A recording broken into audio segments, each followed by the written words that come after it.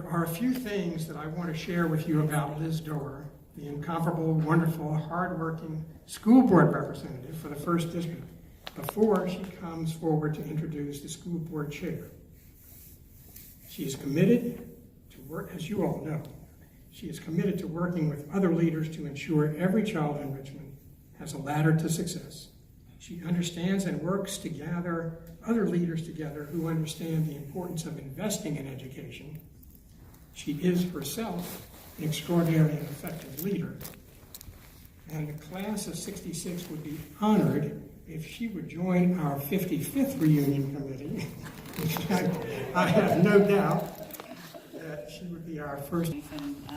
Thank you, but really tonight is about Mrs. Johnson and her family, so honored privileged to be here, and just so privileged to be able to share this time with my good friend, Ms. Page, our board chair, who I think exemplifies leadership in our community and has really brought our board to an excellent level. Her deep commitment to equity in our schools is something that she's modeled for all the rest of us. I've learned so much from her, and I'm just so pleased that she'll be able to kick off our program. So thank you very much, Ms. Page.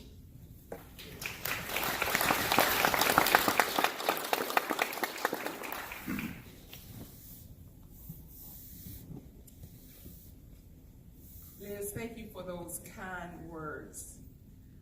I am so honored to be here tonight to celebrate with you, Ms. Johnson, Ms. Cooper Johnson.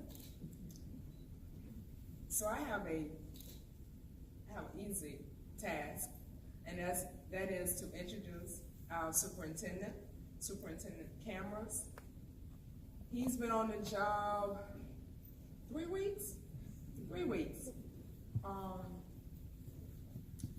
He brings such a wealth of experience and knowledge to the school district.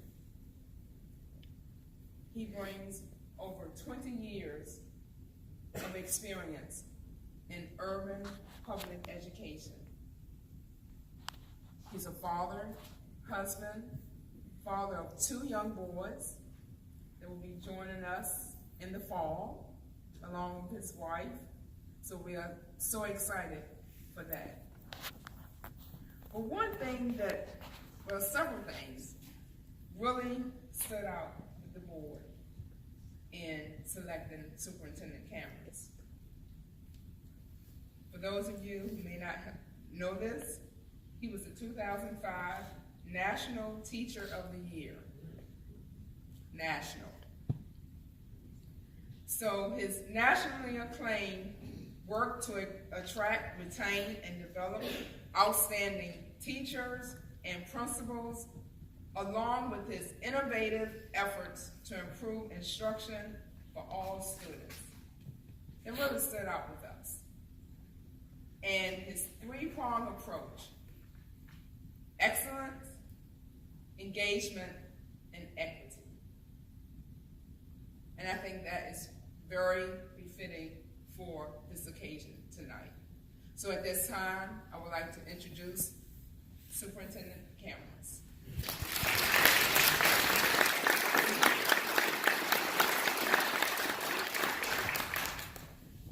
Good evening. Good evening. First, could we just show our appreciation to Board Chair Page? And also to Board Member Doerr.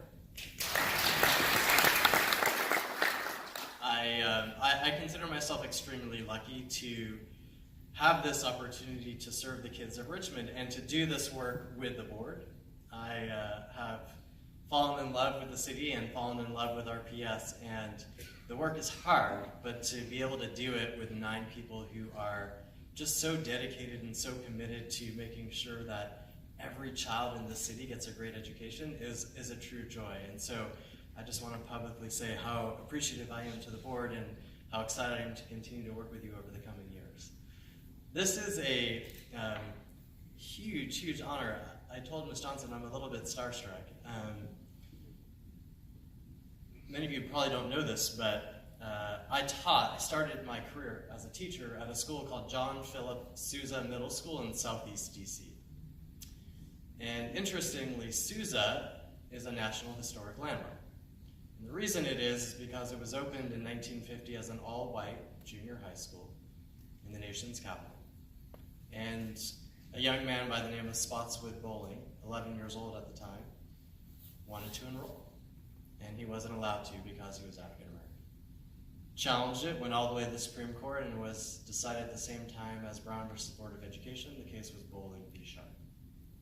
And I always wanted to meet Spotswood Bowling, but he had passed away prior to my time there. And I feel like I now have the opportunity to meet someone of equal courage, grace, humility, and I like to think of you as a true warrior for justice.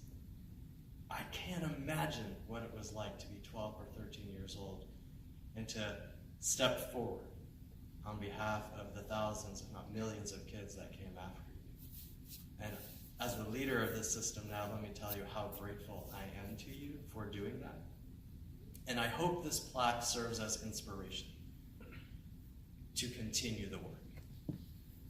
Our laws have changed, and yet inequity still exists, injustice still exists in the city and across our country. And today, now more than ever,